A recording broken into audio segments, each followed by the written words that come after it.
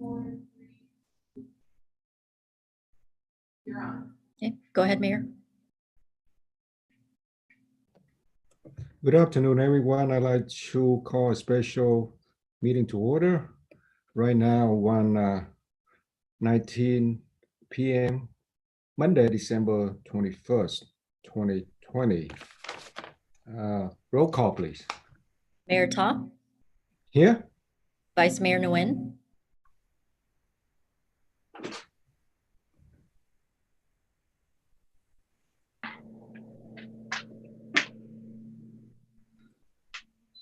Vice Mayor?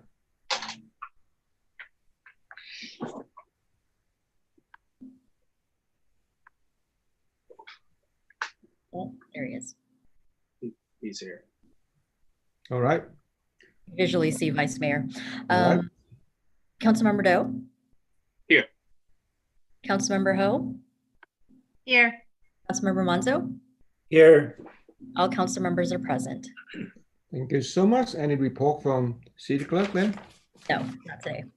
So next we have oral communication. Yes, so I did not receive any e-comments or requests to speak. So at this time, if anybody would like to speak, please raise your hand. You'll have 5 minutes to speak. Regarding this matter that we're having a special meeting about, That's the only thing they're allowed to speak on is the matter that's on the agenda. yeah, I would like to speak.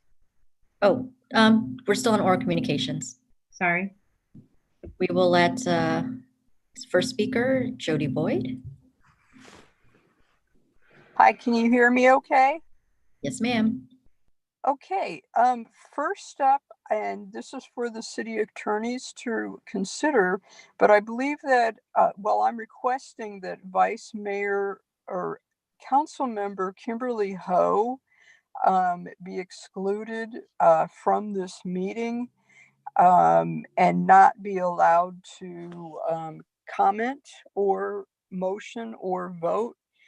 We do have a conflict of interest because in her recent campaign for re-election, she was endorsed by a police association, specifically the Westminster Police Officers Association.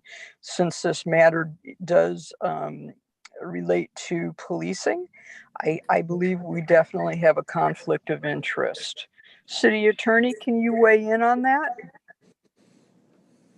City Attorney? Yes, I don't see a conflict with that. Under the Political Reform Act, campaign donations are not considered income. So an endorsement also would probably fall within that category. So it's not considered a financial interest. So I don't see a conflict there. Well, I'm not looking at a financial interest. I'm looking at a general conflict of interest. But okay. Yeah. Also, I would just respond that in due process hearings, there are issues called bias, but it doesn't arise to that level. So beyond that, the Political Reform Act deals with financial conflicts of interest. okay. So, All right. Well, I'm here to speak against the idea of the city of Westminster getting involved in this matter in any way. We are a nation of laws, and I trust that the Superior Court judge did base his decision and order based upon the laws and also the constitutional rights of the prisoners.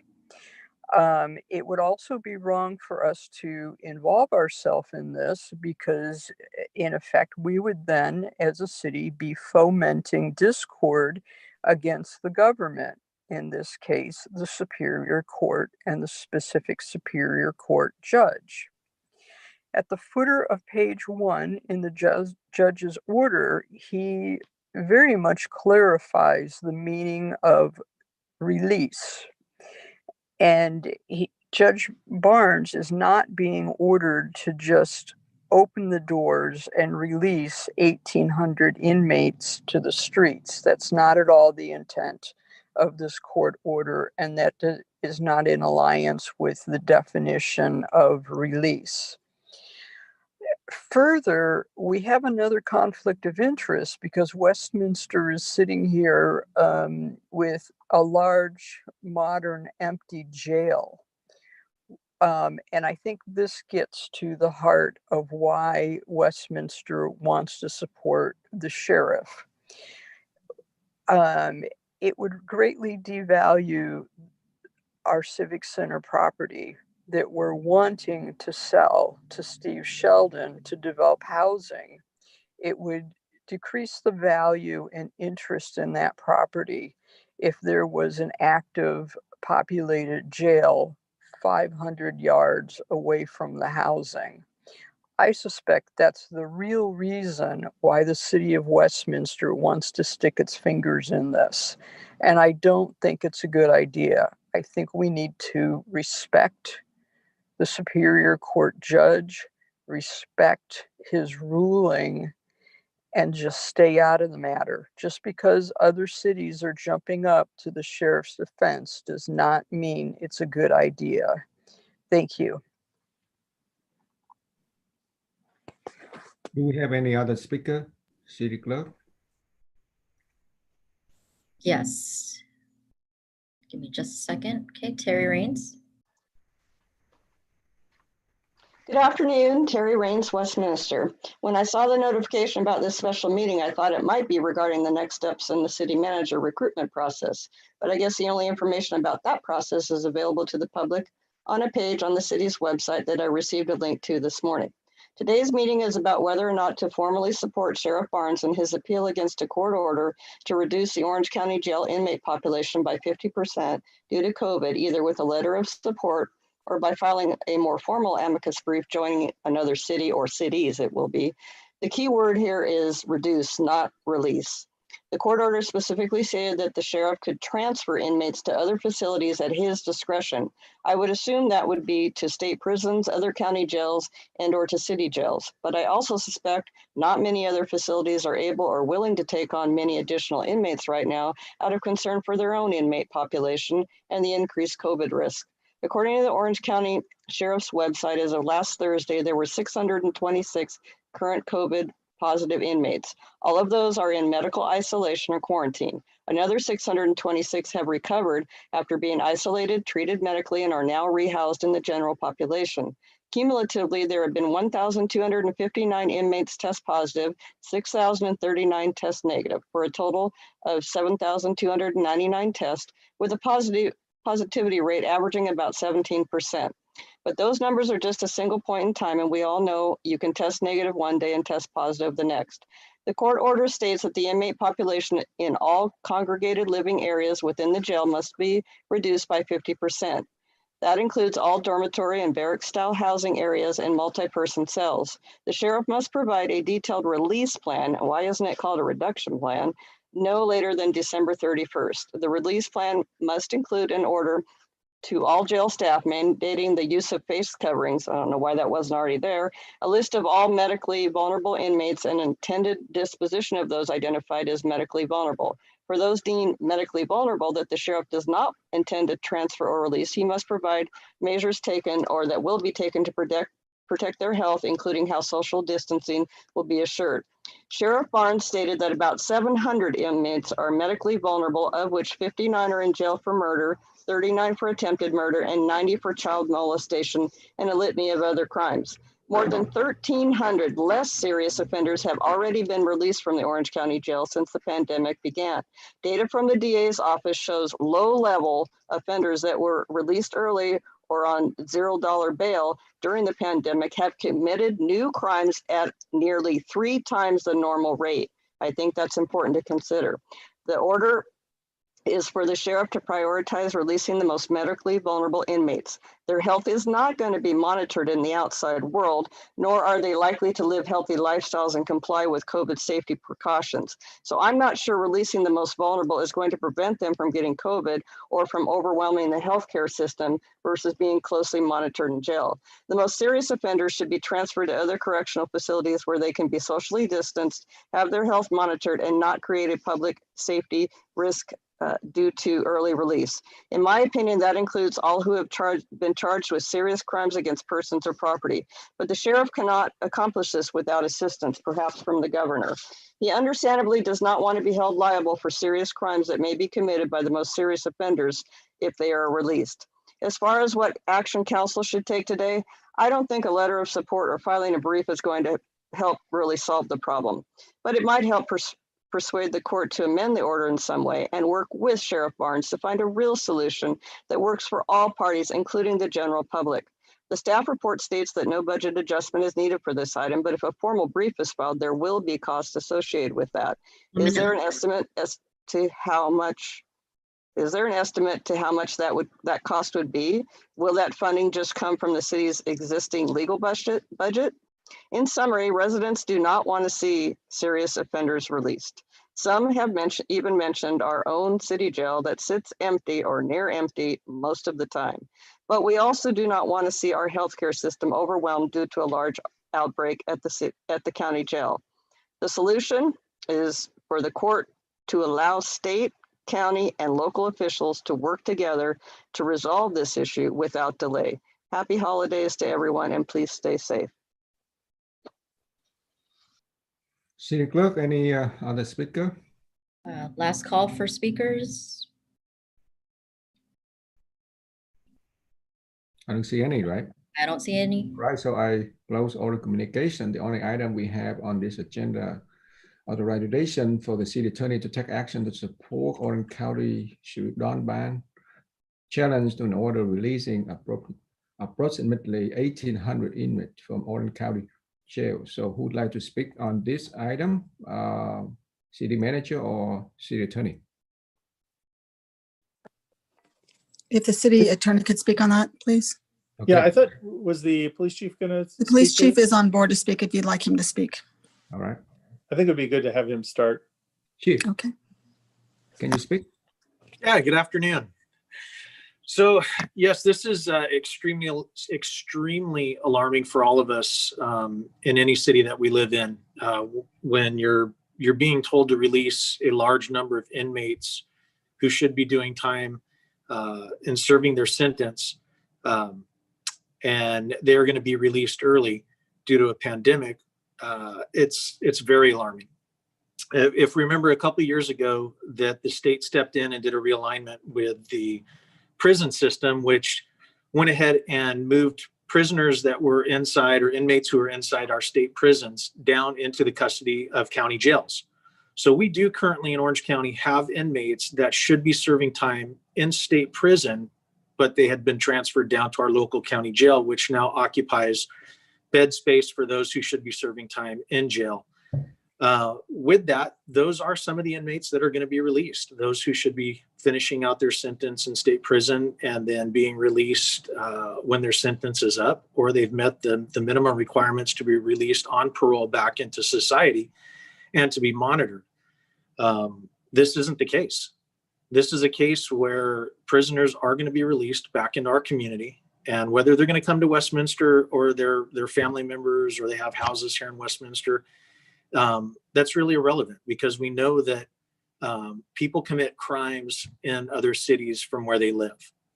And when you talk about such a large number where people cannot be screened or vetted at the proper pace to be released to make sure that they are going to be contributing positive conforming members of society, that's a strain, and that's a fear everybody should have. So looking at this, I strongly support our sheriff. I believe this is something that we need to stand together in unity. That, like Ms. Raines said, it might not change the judge's mind, but come up with better solutions. And I think that's what we all need, is to find better solutions. And this is definitely not it, just releasing people back out into the street. Yes, we have a pandemic going on. Yes, it's very scary for everybody in the medical field and in society to be living with such a medical nightmare. But doing this without actually looking at the consequences of the actions of the judge, we need to find a better solution. And I think right now, just showing support, being in unity as one, as a county, not as an individual, but as a county, showing that we support our sheriff and we support positive solutions, not just random knee-jerk reactions because they're facing the same type of pandemic we are inside the jails and out here in the community. Yes, I really appreciate our chief comments. I strongly support our law enforcement, and I strongly support our sheriff department. So I think this is a really, really good thing for us to do. But of course, I want to hear from other council members. But I mean, like for the council action, I really want to make a motion to approve as recommended. So that would be my motion. However, I want to hear from other council member. Council member Kimberly Hall. And I would second that. You know, I was on a call, and I believe Ms. Sherry Johnson was also on a call,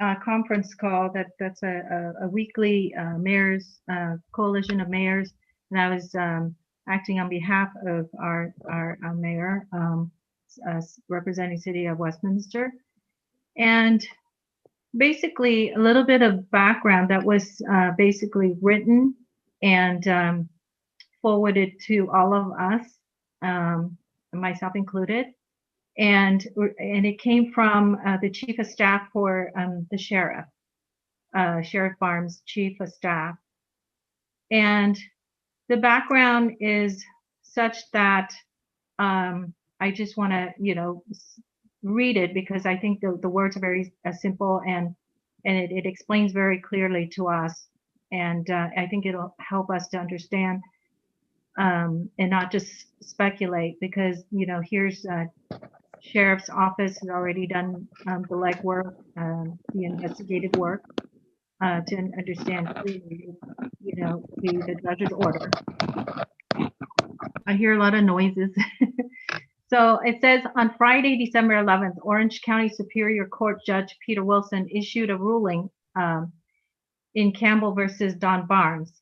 And in his ruling, the judge ordered that all barracks, dorms, and multi-person cells of the Orange County Jail, the population is to be reduced by 50% by release or transfer of the inmates.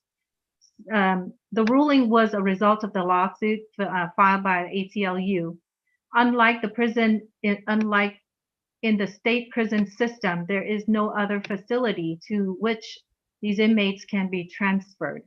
As written, the order could have been interpreted to require 1,800 inmates to be released because the jail population at the time of the ruling was 3,716 inmates.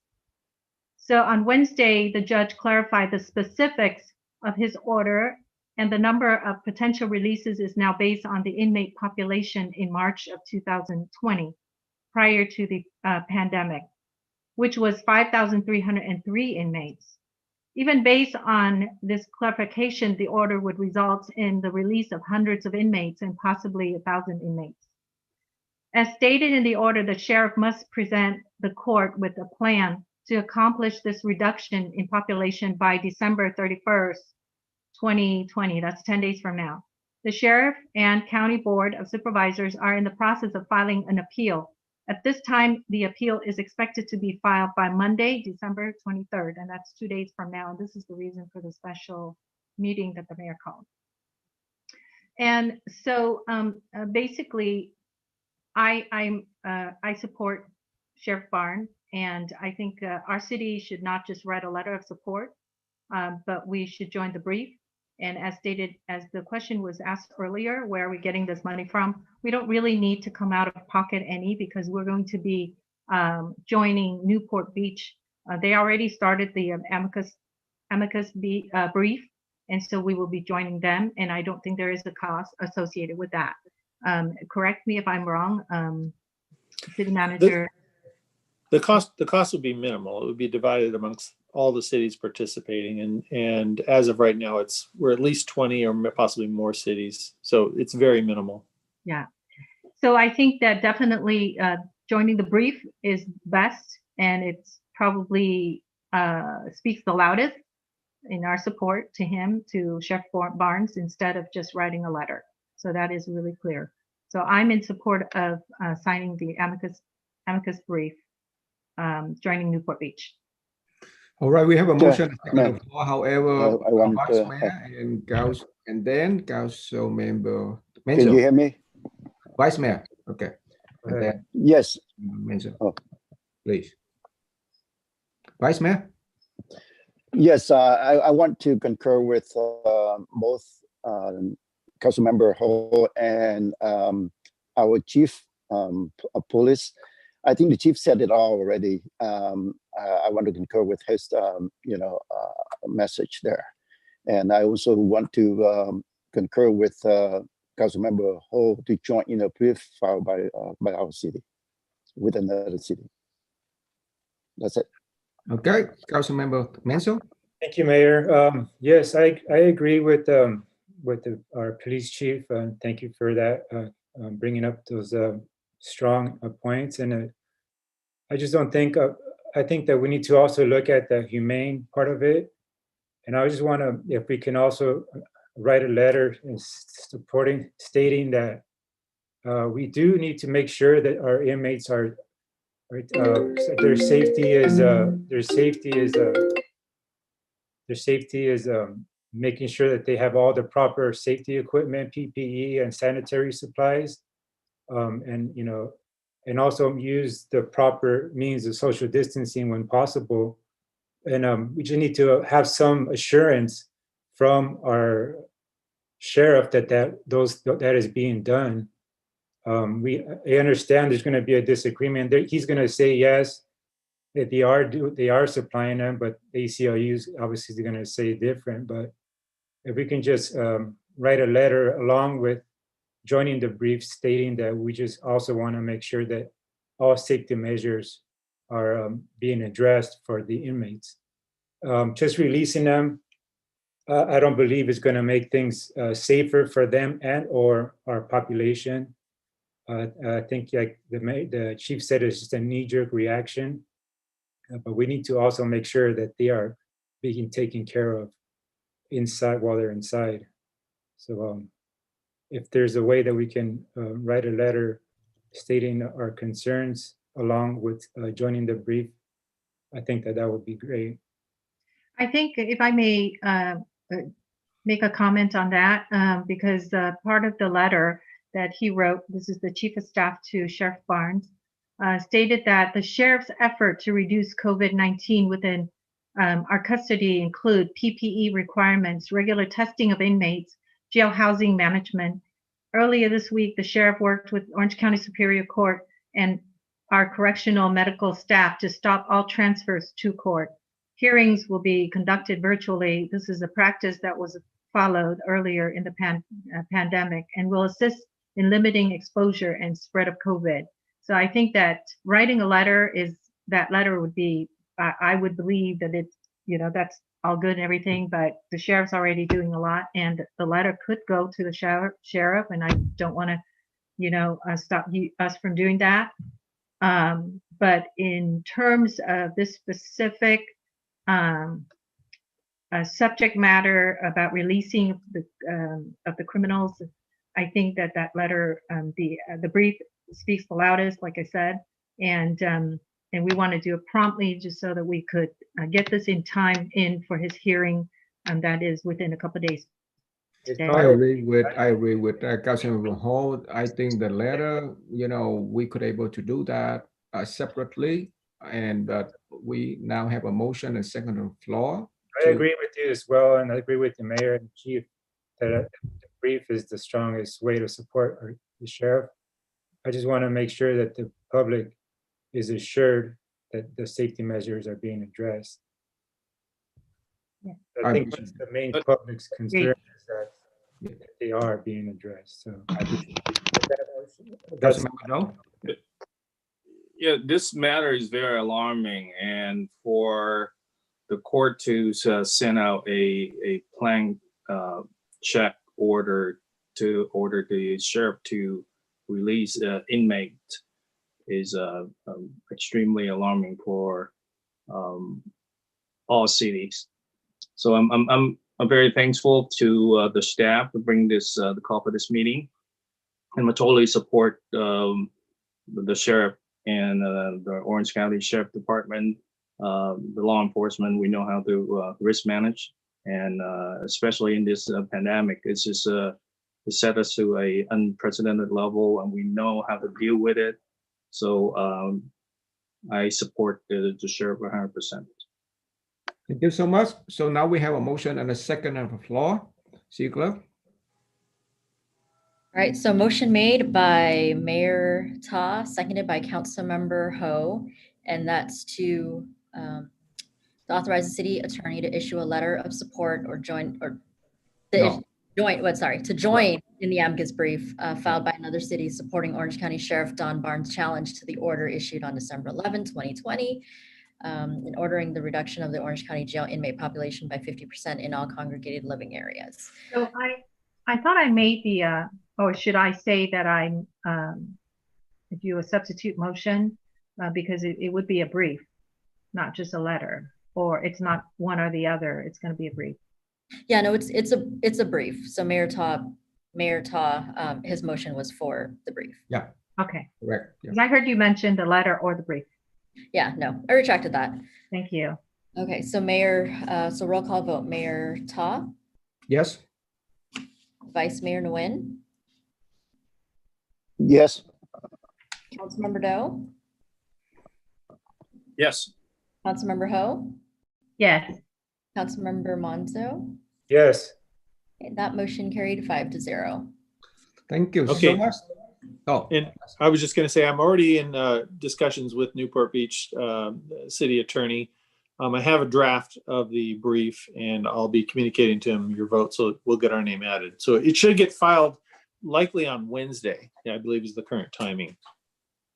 thank you. Wait, wait, I believe, hello? Yeah, I believe that it says that we have to have it in by the 22nd, which is tomorrow. So if you could check on that deadline. I'm going to tell him, Want to make sure. I'm going to tell him right away, but my understanding is that in talking with Newport Beach city attorney is that they may be filing it Wednesday. There was reasons for that, but either way, I'm going to let him know today. All right, thank you. All right, that's all we have for today. The next regular meeting will be on Wednesday, January 13, 2021 at 7 p.m. Meeting adjourned. Thank you. Thank you.